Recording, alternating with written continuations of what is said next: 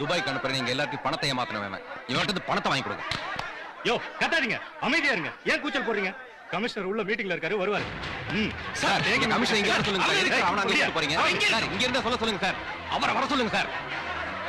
தப்பு பண்ணா அது கேட்க சட்டம் இருக்கு. அதை விட்டு காட்டு முன்னாடித்தனமா அடிச்சிருக்கீங்க. அதுக்கே உங்களை உள்ள தூக்கி போடணும். போடியா போடு. உள்ள இல்ல தூக்குல போடு. என்ன இந்த நாட்டுல ஏழைங்களுக்கு ஏமாந்தவங்களுக்கு எப்ப ஏன் கிடைச்சிருக்கு? அடிச்சோன்னா சும்மா அடிக்கல.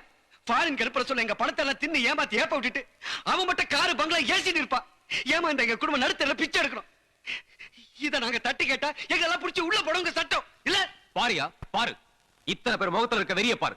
இந்த மொத்த வெறிய ஒண்ணு சேர்ந்தா உங்க சட்டத்தால ஒரு முடியாது. எத்தனை குடும்ப வறுமையில செத்து தெரியுமா? எத்தனை பேர் கடனை திருப்பி கொடுக்க முடியாம தூக்குல தொங்குறான் தெரியுமா? எத்தனை பேர் ஊருக்கு திரும்பி போக முடியாம பரதேசியா பைத்தியமானாங்க தெரியுமா? இவர மாதிரி ஆளுங்களை உங்க சட்டம் முதல்ல தண்டிச்சிருந்தா எத்தனை ஏழைங்க தப்பிச்சிருப்பாங்க. புதுசா வந்திருக்கிற கமிஷனர் ரொம்ப நல்லவர்.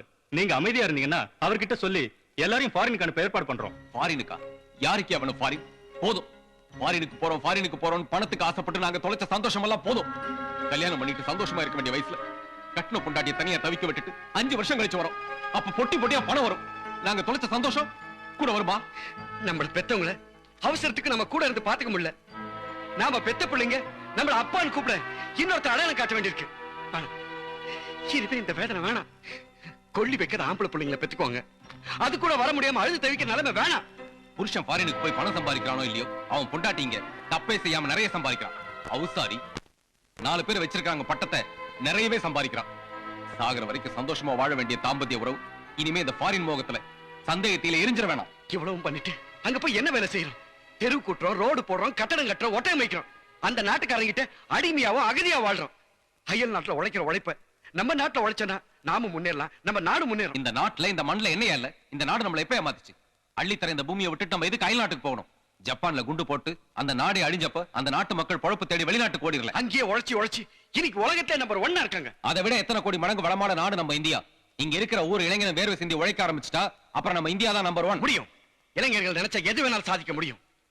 ஏமாந்த நானோ முத்துவோ வாழ்க்கையில தோத்து போயிட்டு கவலைப்பட்டு உட்கார்ல, போராடி உழைச்சி முன்னேறி இருக்கும். இந்த நாட்டை நேசிக்கிற ஒவ்வொரு இளைஞனுக்கும் இந்த அரசும் எங்க காவல்துறையும் எப்பவுமே தலைவணங்கும்.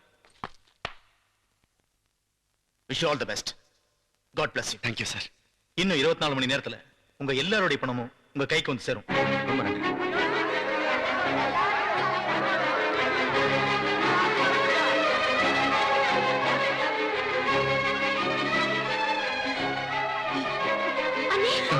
ஐயா சேகரே, எப்பா நீ இங்கதான் இருக்கியா? ஐயோ எப்பா, என்னப்பா இப்படி பண்ணிட்டீங்க? ஐயோ, இவனும் உண்மை என்கிட்ட மறைச்சிட்டானே. என்ன மன்னிச்சிராத்தா. நாடகம் ஆடிட்டீங்களா? எங்களை மன்னிச்சிருங்கம்மா, நாங்க செஞ்சதெல்லாம் தப்பு தான், எங்களை மன்னிச்சிருங்க.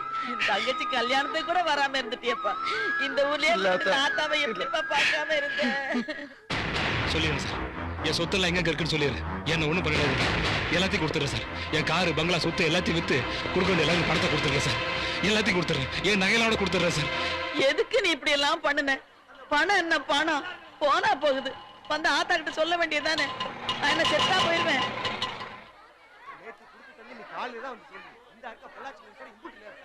என்ன நாடோ என்ன ஊரோ.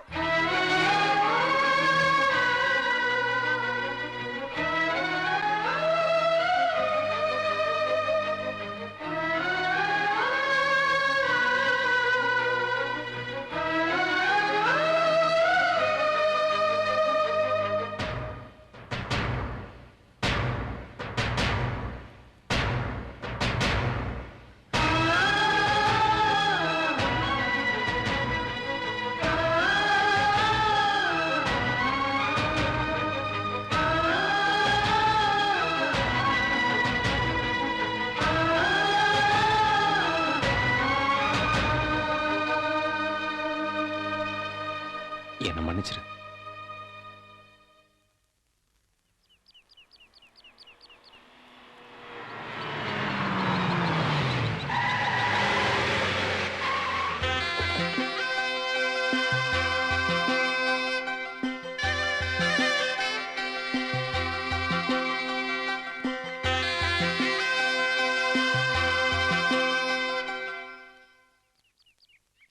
சேகர், ஏன் நின்னுட்ட?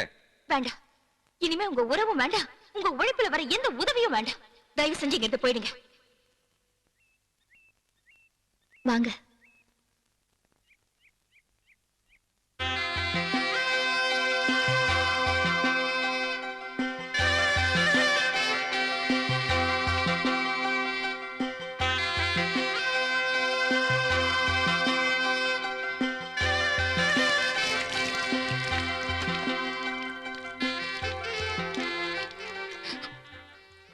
கை கழுவிட்டியா?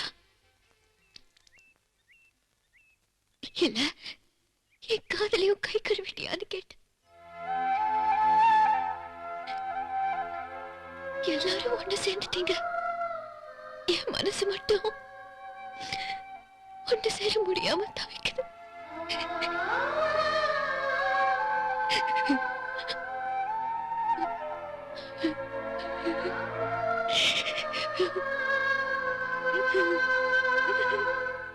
குமுதா, நீங்க எல்லாரும் ஒரு தடவை திருநெல்வேலிக்கு வரணும். என்னப்பா கிளம்பலாமா?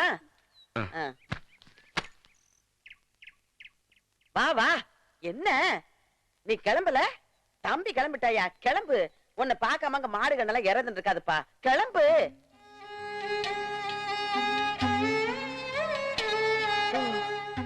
நீ வரமாட்டேல்ல? உன் பொண்டாட்டி பிள்ளையோட சேர்ந்துட்ட. இனிமே இந்த ஆத்தாவை பார்க்க வரமாட்டேல்ல? இனிமே என் ஆத்தா என் கூட தான் இருக்க போகுது. இவதான் என் ஆத்தா தேவான. இவ பேரை சொல்லி நான் கூப்பிடும் போதெல்லாம் உனக்கு பொறையரும் பாரு.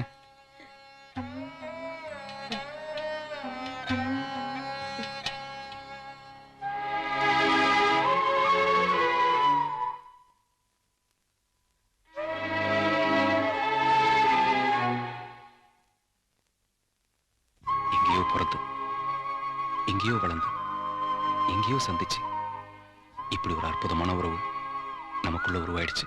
உன் வீட்டுல எந்த விசேஷமும் நான் இல்லாம நடக்கக்கூடாது. அதே மாதிரி எங்க வீட்டுல எல்லா விசேஷமும் நீ இருந்தாதான் நடக்கும்.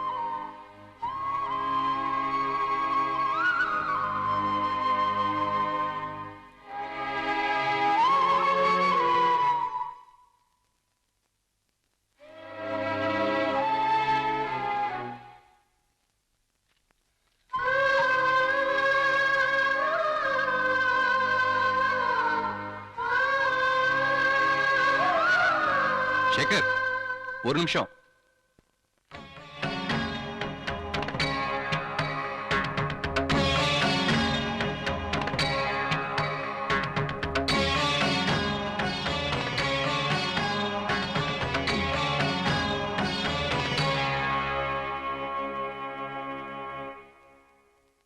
திருநெல்வேலி கரிசல்பட்டியை சேர்ந்த தெய்வானை மகனும் பிரபல பால் பண்ணை அதிபருமான சேகர் அவர்களை கோயம்புத்தூர் அம்மன் பாளையம் சக்கரவர்த்தியின் மகனும் ஹோட்டல் அதிபருமான முத்துராமனின் தங்கை அமுதாவிற்கு மாப்பிள்ளையாக பேசி திருமணம் முடிக்க சம்மதம் கேட்கிறேன். அமுதா தன்னோட காதல கடைசியா நீ கை கழுவுற வரைக்கும் உங்ககிட்ட வற்புறுத்தியும் நண்பனு கொடுத்த வாக்குதான் பெருசுன்னு மனசை கல்லாக்கிட்டு போனியே. அப்பவே நீ எல்லாரும் ஜெயிச்சிட்ட. நான் இங்க வந்ததும் வள்ளியும் மாஸ்டரும் எனக்கு எல்லா விஷயத்தையும் சொன்னாங்க. ஏய் இடி வா, வாங்குறேன்ல. ஐயா வெக்கத்தை பாடுறா. சரி, அமுதாவை உன் காதலை ஏத்துக்க வேணாம். என் தங்கச்சியை உன் மனைவியை ஏத்துக்குவியா? அட என்னய்யா இதெல்லாம் போய் அவனை கேட்டுக்கிட்டு நீ ஒத்துக்கடா. அவ்வளவுதான், நீ தட்ட கொடு. டேய்.